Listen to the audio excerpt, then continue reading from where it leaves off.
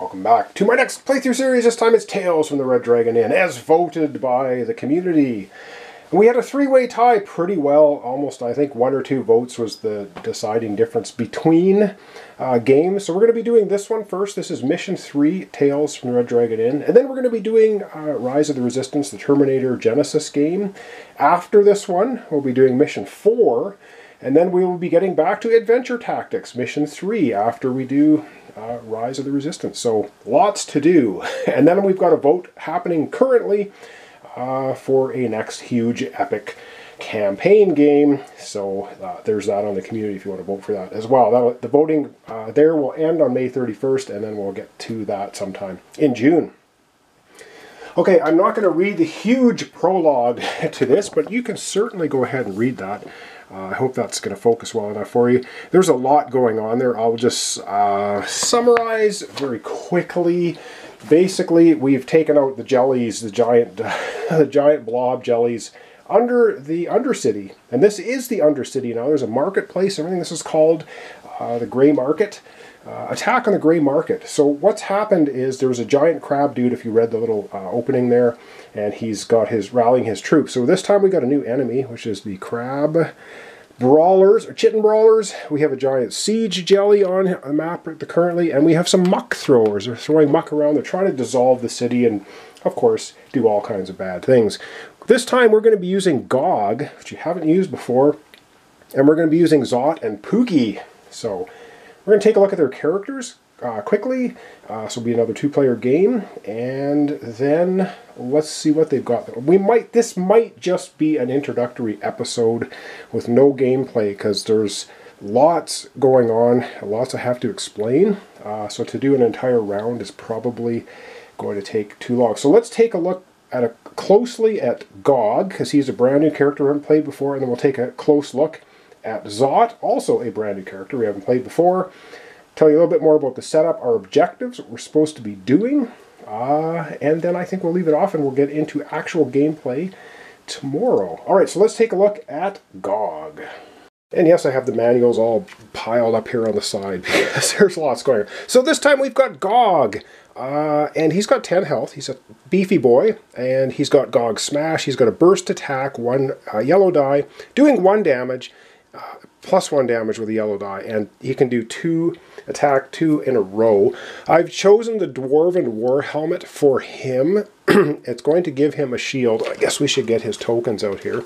So he will get a shield token because of this artifact. And it's a reaction. It's trigger when you take damage. If you take damage that would wound or defeat you, you avert harm. Then you gain a shield and heal until you have exactly 1 fortitude. So if we're going to get knocked out, this is a good thing to have. I'm giving him a potion of scrapes, healing 4. So I'm pretty sure he's going to be in the thick of things and probably going to need some healing. So you can get 1 major artifact, 1 minor. So the major, minor, and there we have it. So he also gets a 1+ damage marker for make room for Gog, and another shield token. The shield tokens can be used to negate up to 2 damage in 1 shot. So as a shenanigan, he's got this. It's a 2 cooldown. In either order, you can grab an adjacent figure and push 1 adjacent figure. So this is good for grabbing enemies and throwing them onto traps and acid pools and exciting things like that. Then we have Out of Gog's Way, a 3 cooldown. It's a melee attack with 2 yellow dice against 1 foe. If you harm them, you may push them 2, and then you can move 2. So that's a pretty handy little ability. He's a big guy pushing people around, of course. And then Gog Still Reach You, 3 cooldown action, range of 2, grab a figure. And grabbing, you can grab a figure and throw it down into an adjacent space. That's what grab means. Then melee 2 attack, 2 yellow dice against 1 foe. And lastly, he's got Gog Say Hello. So this is an area effect damage. 3 cooldown, leap 3. It's a burst attack, 2 yellow dice. Hits everything around him, every adjacent hex around him. And that's Gog, and he also we do 1 level of character card, so he can either take another shield or another damage boost. I think, you know what, he's going to grab another shield. He's going to end up with 3 shields, so he's going to be, I think we're going to have him in the forefront doing lots of attacking. So he's got lots of defensive capability. Alright, let's take a look now at Zot and Pooky. Alright, before we look at Pooky, we'll look specifically at Zot himself. So he's our wizard, 8 health.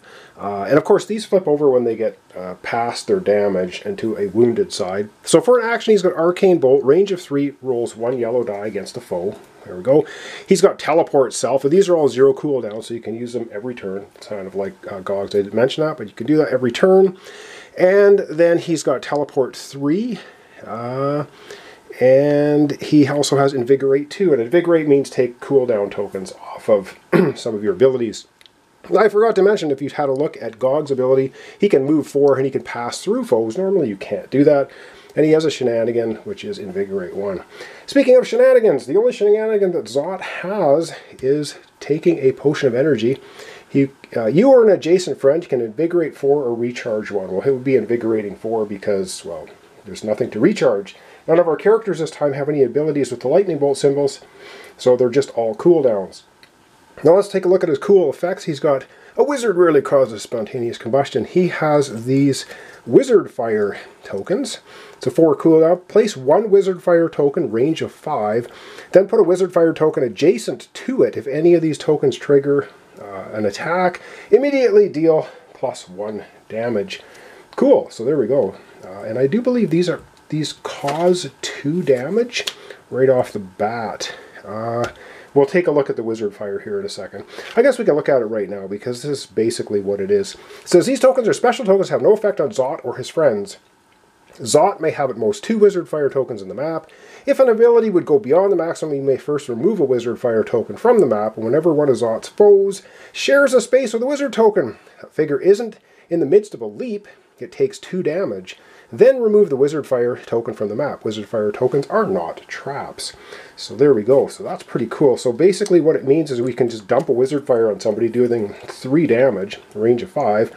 And then the other one just goes adjacent. So if anything moves into it, it's going to take 2 damage. Cool. So the first one's +1, and then the second one is just regular 2. Alright, we've got lightning, arcs around corners, of course. Action, 5 cooldown. Range 5 attack, you get a yellow die +1 against 1 foe. This attack may also target each foe you draw a line of fire through. So you can daisy chain his lightning bolt here, which is pretty cool. And then we have duplicated force belt. A 4 cooldown. He's a huge cooldown, so that's why we took the potion of energy. Range of 4 attack, yellow die 2 foes this time. If you harm them, you can push them 2. That's pretty cool. And then we also have wizards do enjoy grand entrances. So for a 4 cooldown, he can leap 5, and then he gains a +1 damage token and may place Pooky on or adjacent to your space. Speaking of Pooky, let's take a look at him. And Pooky's a mean little bunny, and he has this cool little mini as well. Now this because he's tiny, he can actually fit in the space with other characters, enemies and or friends. And he never gets targeted. We talked about Wizard Fire. Let's talk specifically about Pooky. It says Pooky is a heroic figure controlled by Zot player during setup. Place Pooky on Zot space.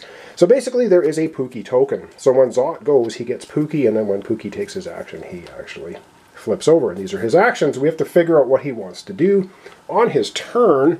And for that, we have a Pooky die that we need to roll. Kind of like the enemies rolling their dice. It says when you roll the scheme die, also roll Pooky's to determine what he's going to do. So he has 3 different things he'll do. He's unpredictable. He's a crazed little rabbit. During Zot's turn, Pooky also activates. Zot's player must use Pooky's activate. Use Pooky's ability before, after, or between Zot's own actions. And our shenanigans. Pooky is not activate during Zot's partial turn. So when Zot gets his partial turn, he just gets his own action or shenanigan, and on his full turn, that's when Pooky will activate. Pooky is tiny, meaning that he can share a space with another figure. He is also avoided, meaning that schemers will ignore him, focusing instead on the heroic figures. So he basically is ignored. So what are the 3 wild things that he can do, depending on what he rolls for his die? He can leap 3, place Zot on or adjacent to Pooky, then Zot may invigorate 1. He can leap 5. Each foe Pooky leaps over or lands on takes a damage. And Pooky's in feral mood, leaps 2, range 4, pull 3, a foe, melee one doing 2 damage to one foe. So he's a vicious little guy. We'll see how he works. All right, let's take a quick little look at the board setup, where we place things. We're going to take a look at the enemies as well. All right, so kind of having a look here a little bit on the board. So we've got one of these chitin brawlers here. We have 3 traps on the board, 2 damage traps. Now, of course, the muck throwers and the siege jelly are immune to acid and traps. This guy, however, is not. So there's that. Okay, in each of these, there's 4 rooms on the board. So there's 1, 2, 3, 4. Those are the gray market locations. And when you pop open one door, it opens all doors to the room. And when you immediately step on, you don't have to do an action. You just have to stand on this space. The doors open, and you flip over this token. There's an A, B, C, and D token, and it tells you how to populate the room based on which tokens. It's a little randomized. So there's the 4 rooms, like I said. Our objective for the game is to kill all the siege jellies and look in every one of the 4 rooms. That's how we win. Of course, we lose if we both get knocked out completely. Yeah, let's take a look now at the enemies. Alright, so I'm not sure how this is focusing, but we'll see. And of course, we have our tokens here. We have a full action token and a partial action for both of our heroes. And starting on the board, we actually have the gray enemies, the yellow enemies, and the red enemies. We have them all, so they're all going to be going into the token bag. Let's take a look at the muck launcher. Immune to acid, immune to traps. Yay. So if he does a spew, he's going to move 2 towards foe. Range 2, attack 2 damage to foes. Wow, that's nasty. And the siege jelly, immune to acid, immune to traps, and we don't have to roll a die for him because he's all faces of die. He's always going to move 2 and attack 2 to one foe. If there's no foe to attack, he will deal 1 damage to the gray market itself. Yes, so how we lose, there's a gray market down here. I'll show you that in a second. And yeah, if we get 20 damage total on the gray market, we lose a scenario. We also have the chitin brawler. He's going to do one of 2 things. He'll either, how about a refreshing acid bath? He'll move 3 towards foe, melee attack, 1 damage, 1 foe. And if he harms someone, he'll place that target in the nearest unoccupied acid pool or trap in range 2. And that's to him, I believe. It tells you pretty specifically. We'll get into that if and when it happens. And he either has eat sludge, soft skin, move 2 to a foe, range 3 attack, 1 damage, 1 foe, and harm would do splash damage. Now, that's how they work. Like I said, we have the tokens here. Take a quick little boo at the turn order this time, how that's going to function. Oh, and these guys also have 1 toughness, which means the first instance of damage on the chitin brawler is ignored. Doesn't matter what it is. If it's 1 damage or 20 damage, he just gets rid of his toughness, and then we can hit him. Oh, and he's got 6 health, of course. The siege jellies are 14. The muck launchers are 7. Some pretty tough dudes this time. All right, we're going to take a look at the playing around and the gray market. And yes, I have a plexiglass cover on here, so I apologize for shadows, but it just makes playing this game so much easier to move your miniatures and things around on a board that actually is plexiglass instead of the paper mat that comes with the game. But that's okay, you can play on the paper mat, it's fine. I've seen lots of people do it online as well. All right, playing around, so ready phase, reinvigorate all abilities, roll the scheme dice, plus the Pooky die, fill in the initiative bag with our tokens that we have ready.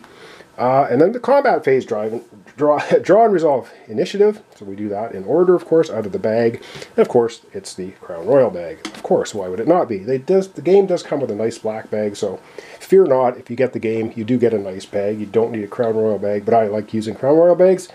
Anyhow, all right, objective phase. Check for acid pool damage, 3 damage if you're stuck in an acid pool. Deal 1 damage to the gray market for each building that hasn't been revealed. So if we don't reveal any buildings the first turn, and we see the gray market has 20 health, we're going to put 4 damage in here, plus siege jellies will do damage to the gray market as you've seen on their card, possibly as well, so that's bad. So if we get 20 damage on the gray market, lose a scenario. So we have to reveal all rooms and defeat all siege jellies before this gets destroyed. It's going to be tough, or before both of our characters get knocked out. And then check the objectives for win conditions.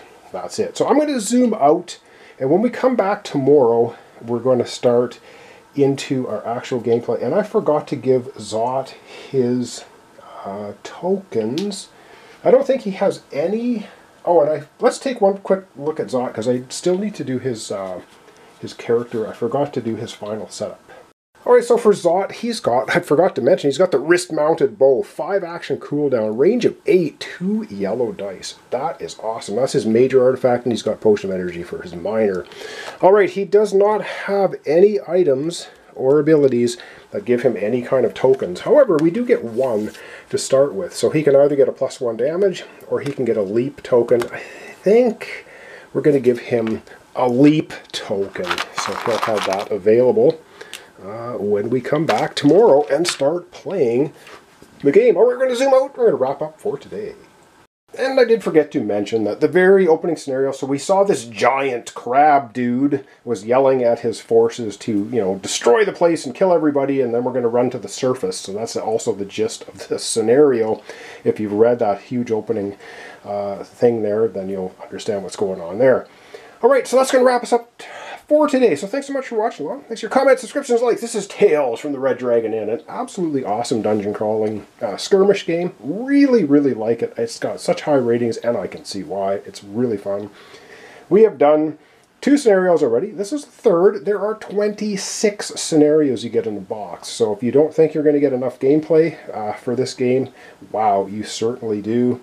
And it comes with 6 characters. You can play solo. There's automaton, robot automatons, or you can take Pooky along with you on a solo run with 1 character, or you can play up to 6 characters. So it's absolutely flexible, and you can bounce in and out of any of characters as well. So you can never play at all with Eve, for instance, until your 10th scenario, and then you can just pull her in and she'll level up. Everybody levels up at the end of every scenario. Really smart, clever, excellent design. This is really a lot of fun. Hope you'll join me tomorrow for the continuation. We're going to get into some gameplay. We've got to take out all the siege jellies before the gray market's destroyed. So can we do it? I don't know. We'll see tomorrow when we get into the gameplay. So thanks so much, and hope to see you then.